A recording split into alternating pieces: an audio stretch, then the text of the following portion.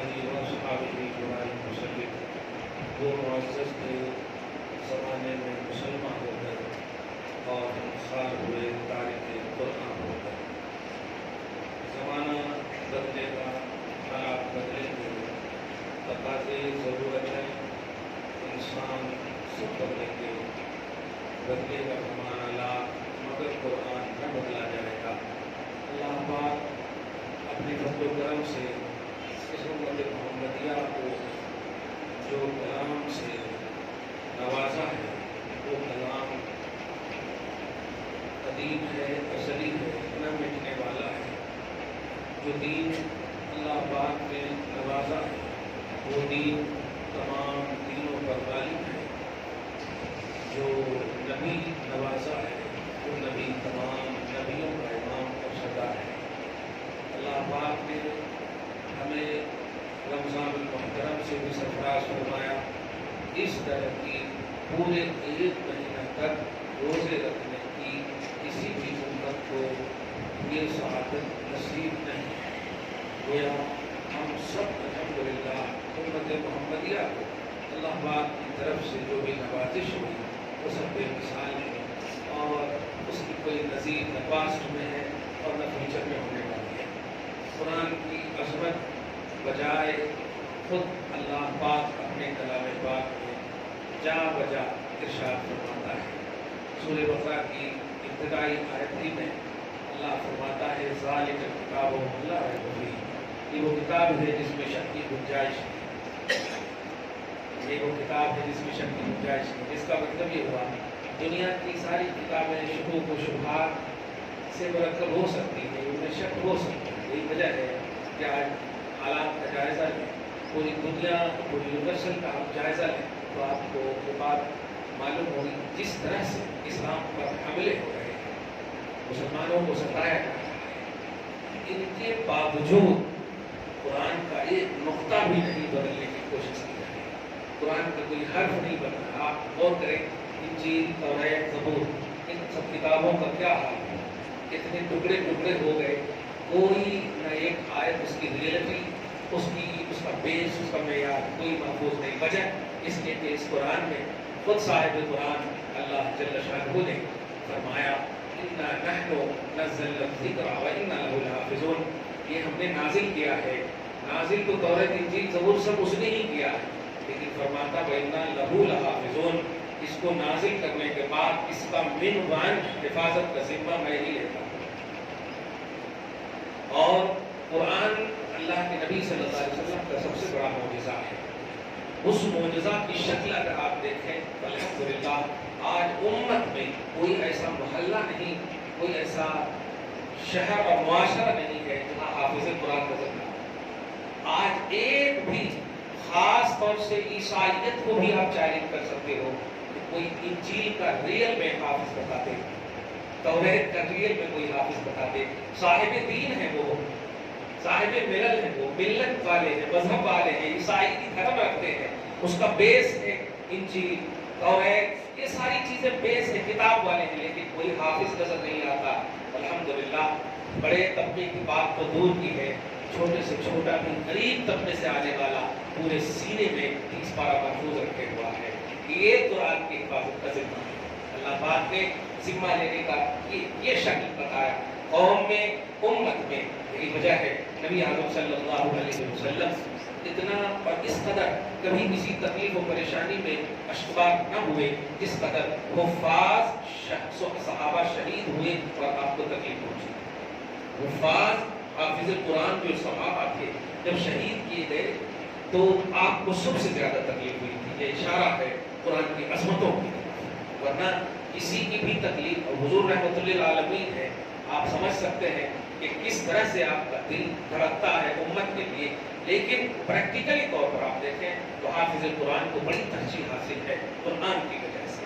اللہ پاک نے اسی سلسلے تو ذہب میں آپ دیکھیں کہ جب ہم عظمت رمضان کے حوالے سے سنتے ہوں گے، مثلا سورہ بقرہ آیت نمبر 182 سے لے کے 187 تک، جو 5 آیتیں ایک لائن سے آپ دیکھیں گے تو اس میں ایک عظیم آیت ہے، ایڈریس آف گاڈ، اللہ پاک کا پتہ۔ اسی سلسلے میں مثلا اے ایمان والوں تم پر روزے فرض کیے گئے جیسا کہ پچھلی امت پر بھی فرض کیے گئے تھے تاکہ تم متقی بن جاؤ، یہ گنتی کے دن ہیں وغیرہ وغیرہ۔ تم میں سے جو بھی بیمار ہو یہ ہو آگے دنوں میں کرے، اللہ تمہارے ساتھ آسانی چاہتا ہے۔ جو مہینہ پالے وہ روزہ رکھے، اللہ تمہارے ساتھ آسانی چاہتا، تنگی نہیں چاہتا ہے وغیرہ وغیرہ۔ اس کے بعد ایک آیت کریمہ آیت نمبر 187 یا 186 دیکھیے، اللہ پاک فرماتا ہے وَإِذَا سَأَلَكَ عِبَادِي عَنِّي فَإِنِّي قَرِيبٌ۔ اے حبیب اگر آپ سے لوگ پوچھیں میرا پتہ، میرے بارے میں پوچھیں، یہ روزے کی کنٹینیوٹی میں ہے۔ عظمت قرآن کو سمجھیے کہ رمضان اور قرآن ایک لازم و ملزوم کی طرح تصور دیتا ہے۔ شہر رمضان الذی انزل فیہ القرآن، رمضان کا مہینہ جس میں قرآن نازل ہوا۔ یہ تلازم دیکھیں آپ، قرآن اور رمضان۔ اسی لیے قرآن ہر مہینے پڑھے جاتے ہیں لیکن تراویح کی شکل صرف رمضان میں ہے۔ صحیح بخاری کی حدیث نمبر 4 میں دیکھیں کہ آپ ابتدائی حدیثوں میں اللہ پاک کے نبی صلی اللہ علیہ وسلم کے پاس جبرائیل علیہ السلام کو ہر رات اللہ تبارک تعالیٰ بھیجتا تھا قرآن ریوائز کرنے، نبی صلی اللہ علیہ وسلم ہر رات فی کل لیلۃ من رمضان، رمضان کی ہر رات میں جبرائیل علیہ السلام آتے فیدارسہ القرآن اور آپ اس میں ریوائز کرتے۔ تو قرآن کو بڑی عظمت حاصل ہے۔ تو اس قرآن پاک کی ایک اور سب سے بڑی خصوصیت ہے کہ یہ اللہ کا پتہ بتاتا ہے۔ یہ کتاب آپ کو اللہ کا پتہ بتاتا ہے، اللہ کہاں ہے۔ قرآن کہتا ہے آیت نمبر 186 میں وَإِذَا سَأَلَكَ عِبَادِي عَنِّي فَإِنِّي قَرِيبٌ۔ حبیبی مکرم آپ سے میرا پتہ پوچھیں، میرے متعلق لوگ پوچھیں میں کہاں ہوں، اگر پوچھیں اللہ کہاں ہے تو آپ کہہ دینا فَإِنِّي قَرِيبٌ، میں ایک دم قریب ہوں۔ اجیب دعوت الداعی اذا دعان، میں دعا کرنے والے کی دعا قبول کرتا ہوں، کرتا رہوں گا۔ مانگے وہ بس دعا، اذا دعان مجھ سے وہ مانگے اور مانگ کر فلیستجیبوا لی، اس مانگ پر کمال رکھے، یقین رکھے، ولیؤمنوا بی اور ایمان رکھے میرے اوپر، لعلہم یرشدون اور لعلہم یرشدون، ان کو ملے گی ہدایت، ملے گی ان کی دعا قبول ہوگی۔ یہ قرآن میں آپ کو بتایا ہے اللہ کا ایڈریس۔ اسی لیے صحابہ کرام اس قرآن کے اسلوب میں نبی صلی اللہ علیہ وسلم کی بارگاہ میں آتے، آپ سے پوچھتے اللہ کہاں اور کیسے، اس طرح اللہ پاک پوری طرح بتاتے۔ تم نے مجھے دیکھا ہے نا، میں جو کہہ رہا ہوں میری بات مانو، میری بات تو ظاہر ہے، میری بولی جو زبان سے نکلتی ہے اس بولی کو تم نے سنا، اور یہ قرآن پاک تمہیں ڈائریکٹ اللہ پاک نے نہیں دیا ہے، اس نے مجھے دیا جبریل کے واسطے سے، اور میں نے تمہیں کہا، میرے اوپر تم نے بھروسہ کیا، میں نے کہا یہ خدا کا کلام ہے تو تم نے خدا کا کلام مان لیا، میں نے کہا یہ کلام نہیں تو حدیث کہہ دیا۔ اسی لیے قرآن میں کہا کہ اطیعوا اللہ و اطیعوا الرسول، اللہ کو بھی ماننا، رسول کو بھی ماننا، اور حقیقت کہوں تو رسول پر بھروسہ امت کا ہی خدا عز و جل پر بھروسہ ہے۔ اللہ پاک خود فرماتا ہے قرآن پاک میں من یطع الرسول فقد اطاع اللہ، جس نے رسول کی اطاعت کی اس نے اتنا مطلب صاف ستھرا قرآن اور صاف ستھرا صاحب قرآن محمد عربی صلی اللہ علیہ وسلم آپ کے سامنے دیا کہ آپ اسی سے اندازہ لگائیے کہ جب اعلان رسالت نبی صلی اللہ علیہ وسلم نے نہیں فرمایا تو اعلان رسالت جب نہیں فرمایا تو ایک فرینڈلی ماحول میں سمجھیے ہے، ایک فرینڈلی ماحول میں، یعنی کچھ بولنا، اطاعت کرنا، کروانا یہ سب نہیں ہے، حاکمیت، ججمنٹ یہ سب کا مسئلہ ہی نہیں، ایک فرینڈلی ماحول میں جب اعلان کریں گے تو ہم رسول ہیں، اس کا مطلب یہ ہے کہ یہ پیغام بر ہوں گے اور آپ لینے والے ہوں گے، یہ دینے والے ہوں گے، خدا کا پیغام دینے والے ہوں گے اور آپ دینے والے ہوں گے، تو اس کا معاملہ تھوڑا دوسرا اسٹیٹس بدل کرتا۔ اعلان رسالت سے پہلے تو آپ اندازہ لگائیے قرآن پاک نے بڑا عمدہ منظر کھینچا ہے۔ سورہ یونس کی آیت نمبر 16 میں آپ دیکھیں جب نبی صلی اللہ علیہ وسلم نے اعلان فرمایا رسالت کا، کہا لوگوں کہو اللہ کے سوا کوئی معبود نہیں، کامیاب ہو جاؤ۔ کمال ہے، اعلان رسالت ہے یہ، لیکن الفاظ دیکھیے تو اعلان الوہیت نظر آتا ہے، بولتے ہیں کہ اعلان رسالت ہے، رسول ہونے کا اعلان، لیکن رسول جو ہوتا ہے وہ اللہ کا ہوتا ہے، اسی لیے رسول اللہ بولتے ہیں، وہ کوئی مخلوق کا سلیکٹڈ نہیں ہوتا، رسول اللہ کا ہوتا ہے، رسول اللہ ان محمدن رسول اللہ، بے شک محمد اللہ کے رسول ہیں، تو رسول اللہ کا پیغامبر ہوتا ہے۔ ذرا غور کریں تو الفاظ اعلان رسالت دیکھیں آپ تو میننگ آپ دیکھیں گے تو لگے گا کہ یہ تو الوہیت کا اعلان ہے، قولوا لا الہ الا اللہ تفلحوا، کہو اللہ کے سوا کوئی معبود نہیں، کامیاب ہو جاؤ گے، تو یہ تو الوہیت کا اعلان ہے، اللہ کے معبود ہونے کا اعلان آپ غور کریں کہ اعتماد رسالت ہی اعتماد الوہیت ہے. رسول پر بھروسہ نہ ہو تو الوہیت پر بھروسہ نہیں ہو سکتا. یہی وجہ ہے کہ جب اعلان کیے دو کیٹیگری میں لوگ ہو گئے.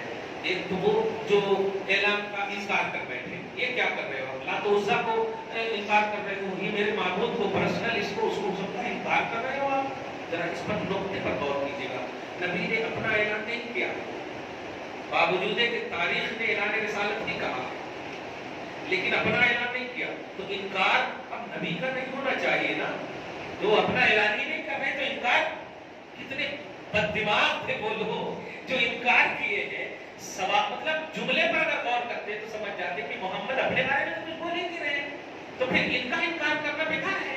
لیکن انکار کرنے والے, جب اقرار کرنے والے کی تصدیق اور قسمت میں جو تصدیق لکھی ہوئی تھی, الحمدللہ آج ہم نسلیں نظر آ رہے ہیں. اللہ پاک ہماری نسلوں کو آباد رکھے, صبح قیامت تک ہماری نسلیں آباد رہے, ایمان پر توحید پر قائم رہے. اور جن لوگوں نے انکار کیا ان لوگوں کو اقرار کرنے والوں سے دیکھیں, گویا اقرار جو کرتے ہیں نا اس سے پیار کرتا اللہ تعالیٰ, اس سے پوچھتا نہیں کہ کیوں اقرار کیا تم نے. تصدیق کرنے والوں سے پوچھتا نہیں, لیکن انکار کرنے والے سے برابر پوچھتا ہے. نبی صلی اللہ علیہ وسلم اس سے پہلے کہ انکار کرنے والوں کو دلیل توحید پیش کرتے ہیں, جو توحید کا اعلان کر رہے ہیں تو دلیل توحید پیش کرتے. دلیل کیا ہے, ریفرنس کیا ہے, دلیل کیا ہے؟ آپ اعلان کر رہے ہیں کہ اللہ پاک کے نبی صلی اللہ علیہ وسلم کا خدا ہمارے پاک کس طرح سے دفاع فرما رہا ہے. اسی لیے اللہ یجتبی من رسلہ من یشاء, اللہ تعالیٰ اپنے رسولوں میں سے مجتبی بناتا ہے, مصطفیٰ بناتا ہے, سلیکٹڈ ہوتا ہے. اور خدا کا چنا ہوا آپ سمجھ سکتے ہیں, خدا کا سلیکٹڈ ہے. ان اللہ اصطفیٰ آدم و نوح و آل ابراہیم و آل عمران علی العالمین. مصطفیٰ, حضور کا تو نام ہی مصطفیٰ پڑ گیا. مصطفیٰ کہتے ہیں چنے ہوئے, مرتضیٰ, مجتبیٰ, یہ سب چنندہ, سلیکٹڈ. آپ غور کریے, جو میں کہہ رہا ہوں, انکار کرنے والے اس سے پہلے کہ دلیل مانگتے اور دلیل نبی سے مانگتے تو دلیل نبی دیتے. اللہ پاک کس طرح سے دفاع رسالت اور رسول کے ماننے والوں کا بھی قرآن پاک میں دفاع فرمایا ہے. سورۃ الحج میں آپ دیکھیں اللہ پاک فرماتا ہے ان اللہ یدافع عن الذین آمنوا, بے شک اللہ ایمان والوں کا ڈیفینسر ہے. کمال. نبی صلی اللہ علیہ وسلم پر بھروسہ کا معاملہ یہ ہے, قرآن پاک پر, قرآن پر بھروسہ کا معاملہ یہ ہے.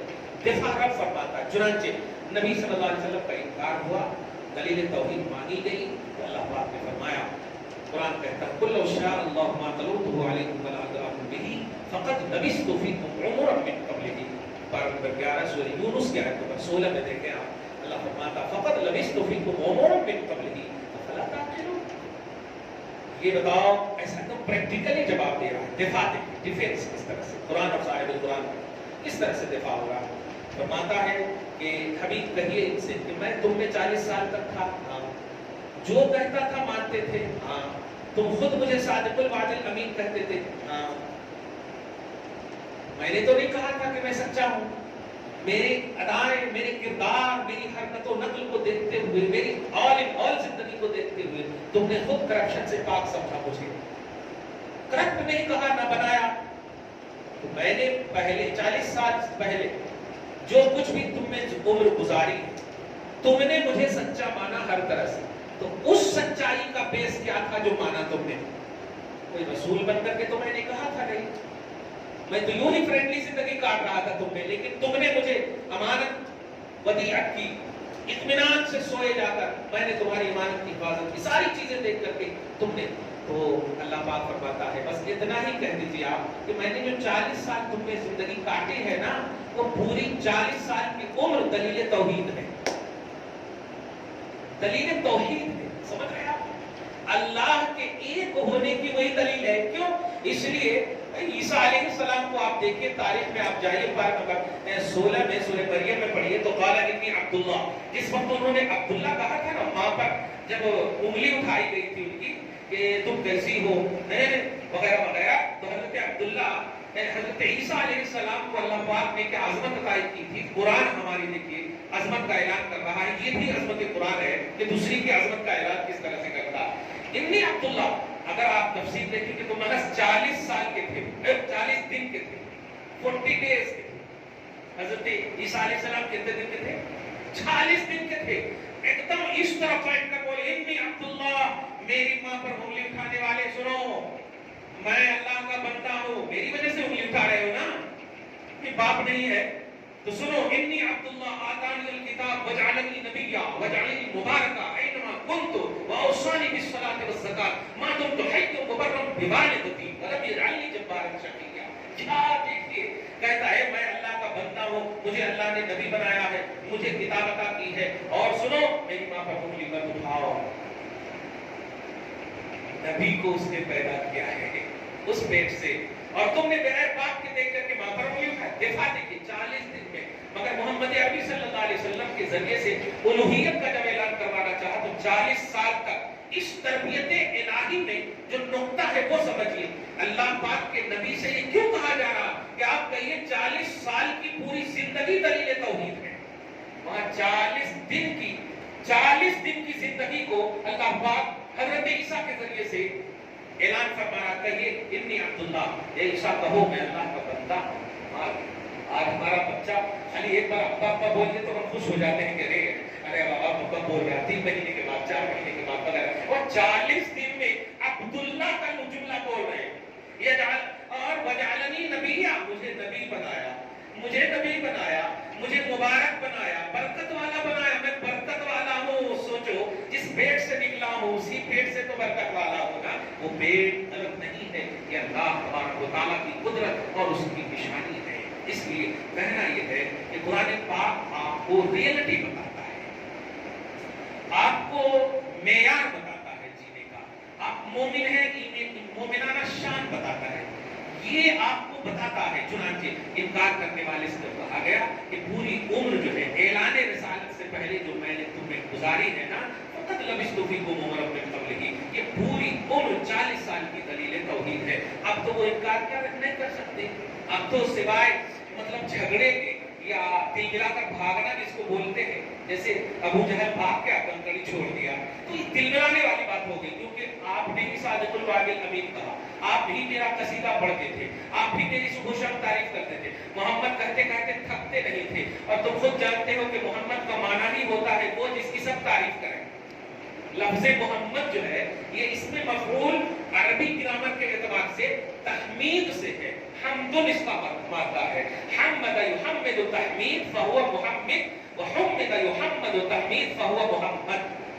मोहम्मद नबी का नाम है, जिस मोहम्मद का मतलब जिसकी तारीफ की जाए। तो अब इस सिलसिले में देखें तो मुहम्मिद हम है, मीम के ज़ेर के साथ मुहम्मिद हम है, अगर नबी की तारीफ कर रहे हैं तो मुहम्मिद हम है, क्योंकि वो तो मोहम्मद है नहीं, अल्हम्दुलिल्लाह मुहम्मदुर रसूलुल्लाह, मोहम्मद अल्लाह के रसूल है। तो मोहम्मद ये लफ्ज़ ही बता रहा, वजह क्या है जानते हैं? मोहम्मद रखने की एक वजह भी ये है कि मुज़म्मम कुछ लोग कहते थे, यानी ऐसे जिनकी सब मजम्मत करें। अल्लाह पाक ने कहा अच्छा अब देखो मुहम्मदुर रसूलुल्लाह, मोहम्मद अल्लाह के रसूल है। हालांकि किसी का भी आप देखें तो ऐसा नाम नजर नहीं आएगा जिसमें कि अजमत नजर आए, जिसमें अजमत नजर आए थे।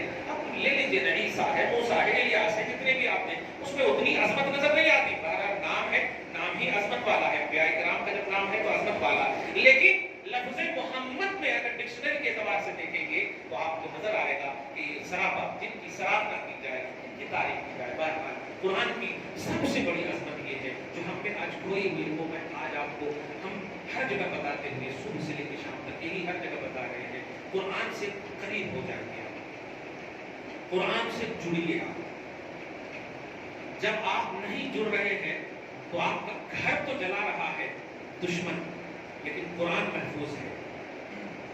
आप जुमले पे बहुत अच्छी, आप दिल्ली का हादसा देख लीजिए या मुख्तलिफ जगहों का हादसा देख लीजिए। आप कोई जलाने की कोशिश भी करता है तो कुरान बाद में जलता है, पहले वो जलाने वाला जल जाता है। आप देख लीजिए डेनमार्क का मसला हो या पूरी दुनिया का मसला ले लीजिए आप, कुरान की तख्ती अगर किसी घर में लिखे हुए हो तो आप देखिए पूरा घर जल जाता, वो तख्ती महफूज रहता है।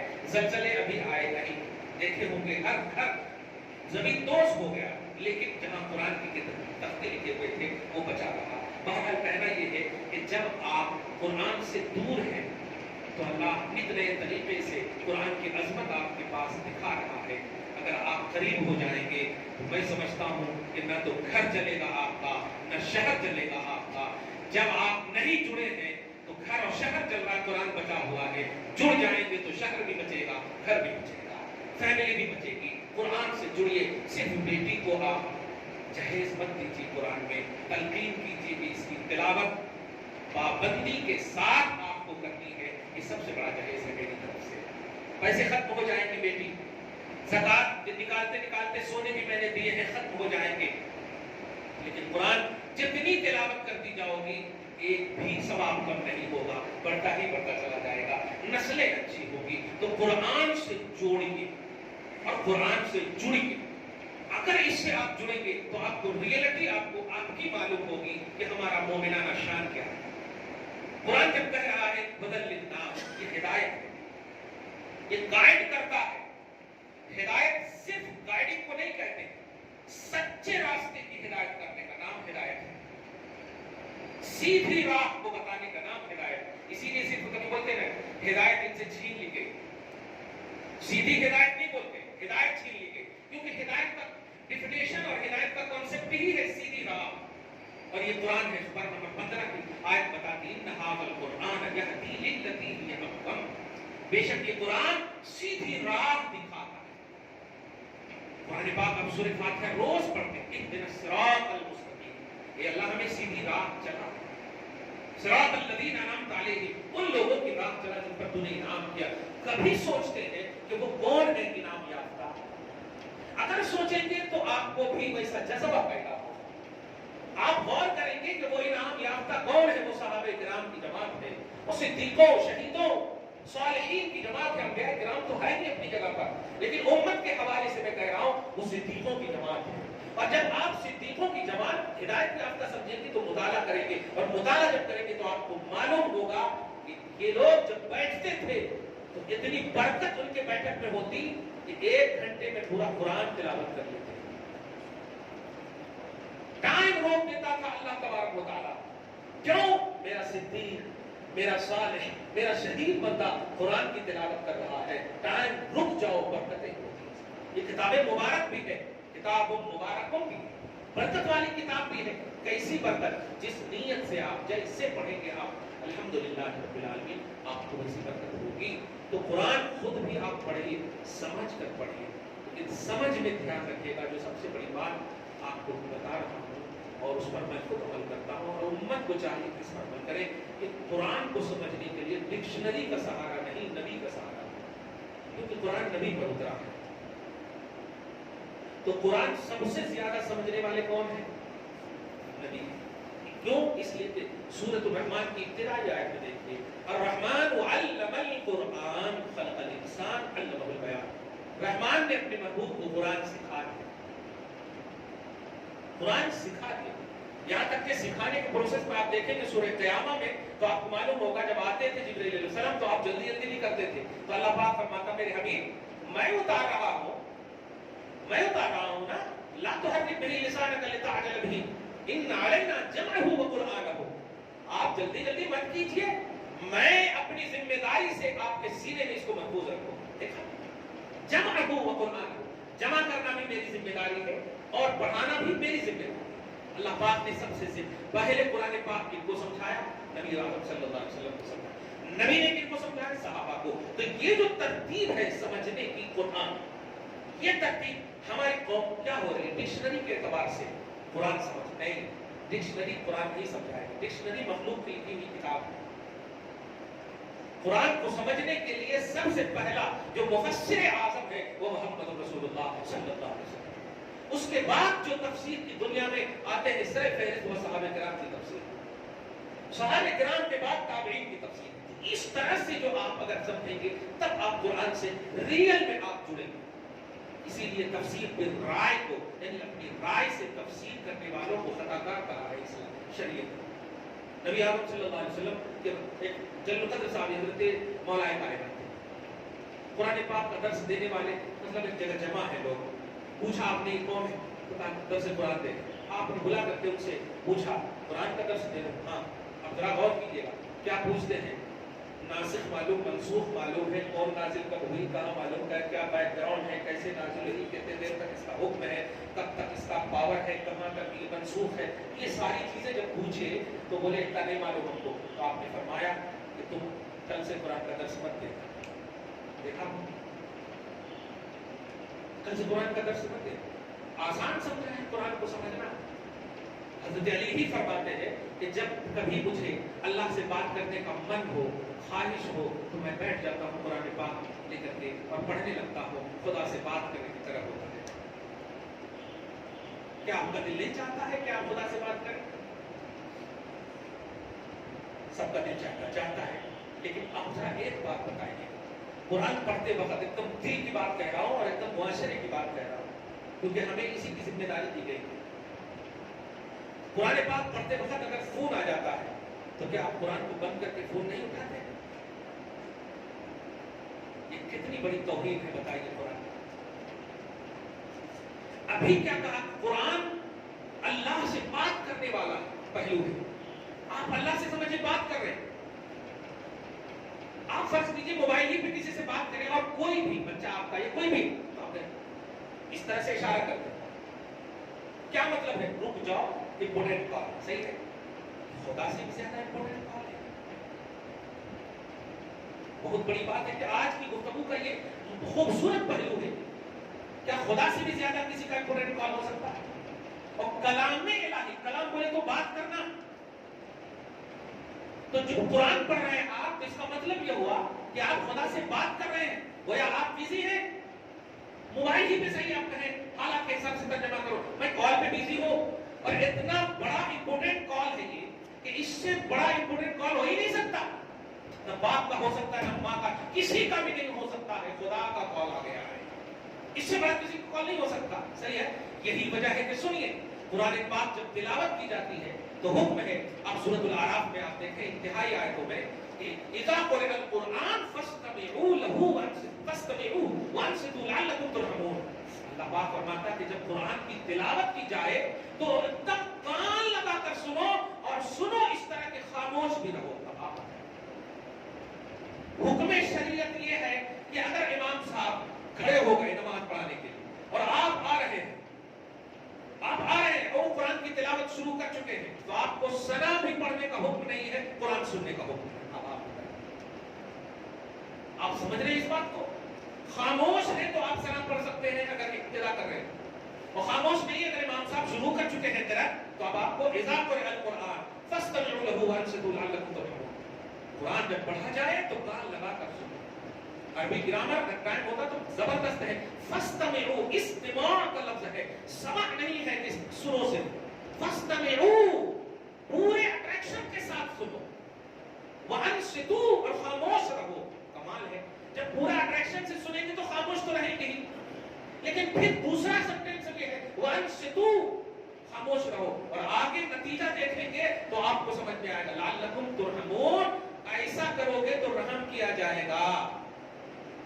جس کا صاف مطلب یہ ہوا کہ اگر ایسا نہیں کرو گے تو رحم نہیں ہوگا.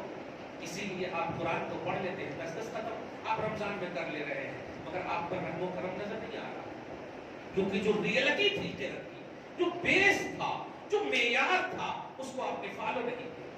اسی لیے قرآن اپنی عظمت آپ کے دل میں نہیں. آپ دیکھیں سورہ قاف کی انتہائی آیت میں دیکھیں, قرآن کہتا ہے فذکر بالقرآن من یخاف وعید. حبیب, قرآن کے ذریعے سے انہیں نصیحت کرو, دھیان دیجیے, انہیں نصیحت کرو جو میرے عذاب سے ڈرتے ہیں. اور عذاب سے ڈرنے والا اتنا ایزی کیسے لے سکتا ہے قرآن کو؟ اور قرآن کہہ رہا ہے کہ قرآن سے ان کو نصیحت کرو. ذکر بالقرآن, نصیحت ان کو کرو. اس کا مطلب یہ ہوا کہ قرآن کی نصیحت انہی کو کام آئے گی جو اللہ کی وعید سے ڈرتا. اور وعید کا مطلب یہ ہوا اللہ کے وہ کام, اللہ کے لیے وہ کام کرنا جو اللہ کے عذاب کا سبب بنے, جو اللہ کی ناراضگی کا سبب بنے. ہے ہمارے پاس ایسا, ہم تراویح میں بھی دیکھتے ہیں, اگر زیادہ حافظ سب پڑھنا شروع کر دیں تو بیٹھ جاتے ہیں, رکوع میں جائیں گے تو ہم جا کر کھڑے ہوں گے. ایسا کرتے ہیں کہ نہیں؟ یہ قرآن کی توحید ہے, آپ اپنی توحید نہیں کریں, قرآن کی توحید. نصیحت آپ کو قبول نصیحت نہیں ملے. اب سورہ یونس کے آیت نمبر 157 میں آپ دیکھیں, اللہ پاک فرماتا ہے یا ایھا الناس قد جاءتکم موعظۃ من ربکم. یہ صاحب, یہ آل نصیحت ہے تیرے رب کی طرف سے, نصیحت ہے. تو کس کے لیے اللہ نصیحت پکڑے گا؟ کہہ رہا ہے یا ایھا الناس قد جاءتکم, तुम्हारे पास ये नसीहत बनकर आई है, नसीहत तुम्हें पकड़ना, और नसीहत पकड़ने वाला इंतजार करेगा रुकू में जाने का। मैं तरावी पढ़ाता हूँ सिकंदराबाद में, मुझे लोग कहते हैं हजरत आज इतना पढ़िए, मैं यही कहता हूँ 27 तक खत्म करना है ना। हाँ, अगर इतना पढ़े तो 27 तक नहीं होता, फिर 2 महीना लगता, फिर 2 महीना लगता, मैं पढ़ा दूंगा। मेरे क्या है, तुम तो खाली खड़े होते, मुझे तो पढ़ना भी पड़ता, खड़ा भी होना पड़ता है ना। ये सही है कि हम मगन रहते तो हमको एहसास नहीं होता, बाद में एहसास होता पाँव दर्द करते, लेकिन हम मगन रहते और आप खाली खड़े रहते इसलिए एहसास होता। लेकिन ऐसा क्यों है, ये उकताहट क्यों, ये इमलाल क्यों हमारी जिंदगी में, ये अट्रैक्शन क्यों नहीं हो रहा? हर रोज आप कुरान पाक क्यों नहीं मुकम्मल कर रहे हैं? मगर आज फैमिली मेंबर से ज्यादा हमारे घरों में मोबाइल नजर आ रहे हैं। या अल्लाह, ये क़यामत की निशानी नहीं तो क्या है? हम अगर बाहर चले जाएं तो हमारी बीवी मोबाइल पर 1 घंटों बात करे, और जब घर में रहे तो 10 मिनट भी हमसे बात न करे। फिजिकली तौर पर मौजूद हो तो बात न करे, और जब मौजूद न हो तो ऑनलाइन बात करने का बड़ा शौक है। सही है कि नहीं? ये मंजर मैं हालत हाथ रख के रहा हूं, ये दूर कर दिया है। ये यहूदी लाभी कामयाब हो गए, आपके घरों से निकालने की कोशिश की, कुरान को निकाल दिया, अब दिल से भी निकालने की बात आ रही है। खुदा ऐसा न कीजिए। तरावी में कुरान को अट्रैक्शन से सुनिए, चला जाएगा, चांद रात आ जाएगा तो फिर आप खोज करके भी लाएंगे तो 11 महीना तक नहीं खोज सकते आप, पता नहीं फिर उम्र आपको अल्लाह पाक देगा या नहीं देगा। लेकिन अगर आपको मिली है, ये मौके मुयस्सर है, तो आप इनको गनीमत जानिए, इसमें आपका भला है। आप जानते हैं दुआए खत्मुल कुरान, अब आखिरी बात करता है, तो बोलते बोलते ऐसे में एकदम तजुर्बा कर गई, तरावी भी पढ़ाना है। खैर, आखिरी बात जरा ध्यान दें, कुरान पढ़ते आप, पढ़ने के बाद जब खत्मे कुरान आता तो दुआए खत्मुल कुरान, दुआए खत्मुल कुरान एक लफ्ज आता है नहीं? देख लेना, बराबर देखना, देखे भी तो सवाब होता है। अगर हमको देखा, वो आपको जन्नत में नहीं जाता, अल्लाह ताला जो अपने कलाम को देखा उसकी कलाम। दुआए खत्मुल कुरान का मैं एक इशारा कर रहा हूं और आपको एक नई बात लेकर आप जा रहे हैं। दुआ में पहला सेंटेंस है अल्लाहुम्मा आनिस वहशती फी कब्री। बाप रे बाप, यहाँ खत्मुल कुरान की महफिल सजी है तो होना ये चाहिए था, ये अल्लाह जो कुछ पढ़ा हमने कबूल फरमा ले और इसका सवाब हमारे सबको हक दे, हमारी असलों को दे, ये सब जुमला होना चाहिए। और हम यही सोच के आते हैं, क्योंकि हमने बुखारी के हवाले से सुना है कि जो भी खत्म बुखारी के वक्त जो है जो भी दुआ करे कबूल होती है ना, जो भी दुआ करे कबूल होती। तो बुखारी से अफजल किताब है कुरान, तो खत्म कुरान के वक्त तो और जरा एकदम अच्छी अच्छी दुआ होती ना। लेकिन आप दुआ का पहला सेंटेंस सुनिए, अल्लाहुम्मा आनिस वहशती फी कब्री, ए अल्लाह मेरे कब्र में जो मेरी वहशत होने वाली है उस वहशत को भी मेरा मुनिस बना दे, यानी वो वहशत भी मुझसे डरने लगे, मैंने कुरान खत्म कर लिया। मतलब 2 बात है यहाँ, वहशत भी आपकी, आपसे वहशत खाने लगे, ये एक बात। दूसरी बात, कब्र का जिक्र हो रहा है, अभी तो आप 10 साल जीने वाले हैं यार, कब्र का जिक्र हो रहा, जिसका मतलब ये हुआ कि कुरान का कॉन्सेप्ट है उखरवी पैमाना, आखिरत की याद। इसीलिए कहा जो मेरी वईद से डरता हो वो नसीहत है। नसीहत दुनिया की शॉपिंग के लिए नहीं है, वो आखिरत से डर के लिए, खुदा की बारगाह में पेश होने के लिए, कब्र से अजाब का ख्याल रखने के लिए है, हश्र की हौलनाकी से है, बरज़खी दुनिया की आरास्तगी के लिए, ये सब नसीहत का कॉन्सेप्ट है। तो कुरान जो नसीहत है या कुरान से जो नसीहत आपको मिलने वाली है वो आप उसी वक्त होगा जब उसका हक अदा करें। और हक ये है कि उससे जुड़िए, उससे प्यार कीजिए। जिस वक्त आप कुरान पढ़ें, मोबाइल को एकदम फ्लाइट मोड में करें, वो साइलेंट भी नहीं, क्योंकि उसमें भी वाइब्रेशन है। क्लियर कह रहा हूं मैं, एकदम बंद कीजिए उसको और इसको इजी लीजिएगा। तो फेस आपको करना है कब्र में, मैं नहीं जाता, खोल के नहीं जाते, अकेले जाना, अकेले कब्र में। और कुरान है मेरी कब्र में, ये कुरान काम आने वाला है, ये कुरान आपकी रहबरी करने वाला है, ये कुरान नूर बनने वाला है, ये कुरान आपकी तकलीफ और परेशानी को दूर करने वाला है। तो जब आप इसकी शराइत को, इसके लवाज़िमात को, इसकी कैफियतों को, इसकी जो रियलिटी है, इसके जो बैकग्राउंड है, इसके पूरे शराइत के साथ अगर पढ़ेंगे तब ना होगा। अगर आप बेवजू भी नमाज पढ़े होंगे कबूल होगी नहीं होगी। हालांकि पाक तो थे आप, गुसल करके आए थे आप, लेकिन खाली वजू नहीं है तो आप नमाज के लिए वजू करना पड़ा। क्यों? मिफ्ताहुस्सलात अत-तहूर, नमाज की कुंजी वजू है, बगैर उसके खुल ही नहीं सकती वो। तो इसका मतलब इसके भी तो कुछ कंडीशन होंगे ना। تو نصیحت ملے گی کب ملے گی؟ جب اس پر اٹریکشن ہو، اس پر توجہ ہو، اس پر استماع ہو، اس پر انصاف ہو، خاموشی کے ساتھ، پیار کے ساتھ، محبت کے ساتھ اس کو سینے سے لگائے، اس کو سر پہ رکھیے، ان کو صرف آج کل تو یہ لوگ مسئلہ پوچھ رہے ہیں ہم سے کہ حضرات گھر میں قرآن رکھتے رکھتے اس میں کیڑے لگے، معاذ اللہ رب العالمین، وہ سیدھا ہو گئے کہ آپ کیا کرنا؟ اب میں یہ سن کر کے حیبت ہوتی ہے، میں کچھ بھی نہیں بولتا ہوں کہ جو کرنا ہے کرو، مگر توبہ تو پہلے کرو۔ آپ توبہ سب جنے مل کر کرو کہ اللہ ہم قرآن پڑھتے تو ایسا نہیں ہوتا۔ آج میں تقریباً 91 سے تراویح پڑھا رہا ہوں، اور جس قرآن میں حفظ کیا ہوں اب تک وہ قرآن میرے پاس موجود ہے۔ کہاں کہاں پر کس کس آیت پر ڈنڈے لگے ہیں مجھے اپنے استاد سے اب تک یاد آتا تراویح میں نہیں۔ آپ سمجھ رہے؟ پڑھتے رہے تو کچھ نہیں ہوتا، نہیں پڑھیں گے تو وہ تو لگیں گے ہی، وہ بوسیدہ ہوں گے ہی۔ تو آپ اگر آپ کو پڑھنے نہیں بھی آتا تو ایک آسان نسخہ دے دیتا ہوں، کم سے کم جمعہ کی نماز پڑھ کر جب گھر جائیں تو قرآن پاک کے اوراق کو کھولیے، تو کم سے کم اس کو اس طرح سے کیجیے تاکہ کیڑے اڑے کم سے کم نکلتے رہیں، آنکھ سے دیکھیے، انگلی پھیریے، انشاءاللہ کم سے کم قرآن پاک خراب نہیں ہوگا، معاذ اللہ وہ کبھی نہیں ہو سکتا خراب، وہ تو اس کے مطلب یہ کہ وہ تو قیامت کی نشانی ہے کہ اس کی حرف کو اٹھا لیا جائے گا اللہ کو۔ اور آج آپ کے سامنے نظر آ رہا ہے یہ ساری چیزیں، اس لیے آج کی یہ خصوصی جو عظمت قرآن کے حوالے سے 2 بار موبائل سے کم پیار کیجیے، قرآن سے زیادہ پیار کیجیے۔ صحابہ کرام بھی کامیاب تھے، موبائل نہیں تھا اس زمانے میں، یہ نہیں کہہ رہا ہوں آپ کامیاب ہیں، ٹھیک ہے آپ سب کچھ کر رہے ہیں، مگر ایسا کیوں کرتے آپ کہ گھر میں بیوی رہے تو بات نہیں کرتے، سسرال چلا جائے تو رات رات میں بات کرتے آپ؟ میں پریکٹیکل جب بول رہا ہوں تو آپ اس کو ماننا پڑے گا، جب آپ مسجد آئیے تو تب فلائٹ موڈ پہ کر دیجیے، تب نہیں اٹھائیے، کیونکہ اللہ کی بارگاہ میں آ رہے ہیں۔ آپ میرے گھر میں آئے تو دوسرے سے بات کرتے کیا؟ انسانتی ہے کہ نہیں؟ بےعزتی ہے کہ نہیں میزبان کی؟ مہمان جس طرح جہاں جاتا ہے اس کے حساب سے اللہ تبارک و تعالیٰ سب سے بڑا ہے، اس کے گھر میں آ کر کے آپ بات کیسے کر سکتے مخلوق سے؟ اس لیے آپ مسجد میں آئیے تو ایک دم خاموش، اللہ کی بارگاہ میں ایک دم قرآن پاک آپ سب سے بہترین کتابیں لیجیے، ہاتھ میں ایک دم پیار کیجیے، محبت کیجیے، اور جو بھی وظیفے ہیں وہ سب کرتے رہیے، کچھ نہیں۔ جب باہر جائیے تو باہر کے کام باہر کیجیے۔ ایک چھوٹی سی مثال آپ کو دے رہا ہوں، اگر ملک الموت آپ کے پاس آئے تو آپ ان کو بولیں گے ذرا 2 منٹ ٹائم دو، میں ابھی امپورٹنٹ کال اٹھا رہا ہوں، ایسا بول سکتے ہیں آپ؟ نہیں بول سکتے آپ۔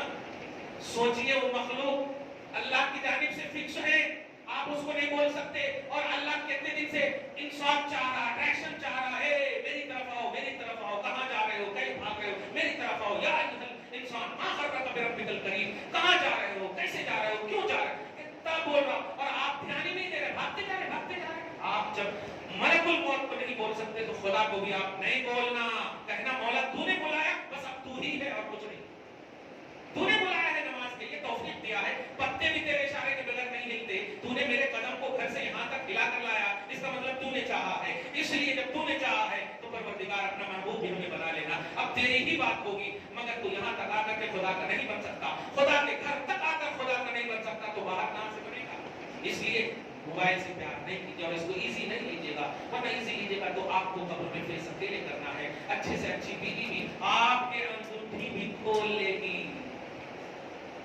انگوٹھی بھی کھول لے گی، ہنسیے آپ اس کو، اور 200 روپے کا کپڑا پہنا کے سلا دیں، قبر تک تو جائے گی نہیں، جس کے بغیر آپ کھاتے نہیں تھے، پیتے نہیں تھے، مرنے جینے کی قسمیں کھائے تھے، وہ بھی نہیں دیکھنے کے لیے آ رہی ہے، اکیلے جا رہے ہو آپ، تو پھر فائدہ کیا ہوا؟ آپ کے ساتھ کیا جا رہا ہے؟ قرآن جا رہا ہے، آپ کے ساتھ درود جا رہا ہے، آپ کے ساتھ نماز جا رہی ہے، آپ کے ساتھ نیک عمل جا رہے ہیں، تو اب پیار اس سے کیجئے نا جو جب کوئی نہ ہو اور وہاں ساتھ دے گا، شہر خاموشہ میں آپ کو قوت گویائی عطا کرے، وہاں آپ کا ساتھ دے، اس جگہ کے لیے پھر برزخ میں کب تک آپ کو رہنا ہے، حشر تک آپ پھر جانا ہے، وہ سب ایسا ساتھی بنائیے، وہ ہے قرآن، وہ ہے نماز، وہ ہے آپ کی پاسبلٹی میں حج کا معاملہ ہے، زکات کا معاملہ، ایکسٹرا عبادتیں، یہ سب آپ کو کرنا ہے۔ دعا ہے اللہ تعالیٰ آج کی اس خصوصی محفل کو قبول فرمائے، اور قرآن کی عظمت ہم سب کے دلوں میں ڈال دے، آداب قرآن کے ساتھ ہم سب کو قرآن کی تلاوت نصیب فرمائے۔